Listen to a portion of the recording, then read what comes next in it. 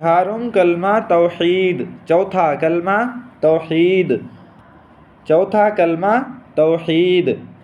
لا الہ، لا الہ الا اللہ، لا الہ الا اللہ وحدہ، وحدہ لا شریک لہ، لا شریک لہ، لہ الملک، لہ الملک ولہ الحمد، ولہ الحمد یحیی، یحیی ویمیت، ویمیت وہو، وہو حی لا، حی لا یموت، یموت بیدہ الخیر، بیدہ الخیر وہو، وہو علی کل، علی کل شیء قدیر،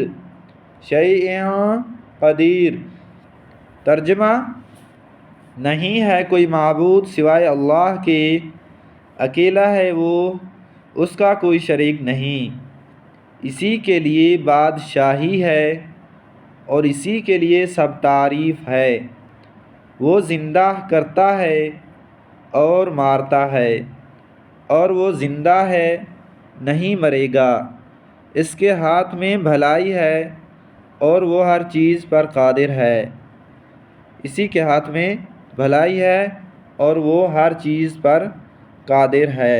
فضیلت: حدیث شریف میں ہے کہ جس شخص نے بازار میں داخل ہوتے وقت اس کلمہ مبارک کو پڑھا، اس کے نامہ اعمال میں 1,00,000 نیکی لکھی جاتی ہے اور 1,00,000 گناہ مٹایا جاتا ہے اور 10,00,000 درجہ بلند ہوتا ہے۔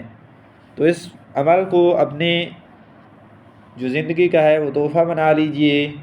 اس ویڈیو کو شیئر کیجئے زیادہ سے زیادہ اپنے دوستوں بھائیوں کے ساتھ، اور چینل کو سبسکرائب نہیں کیا تو سبسکرائب کیجئے۔ ملتے ہیں ایک نئی ویڈیو میں، اپنا خیال رکھیے، اللہ حافظ۔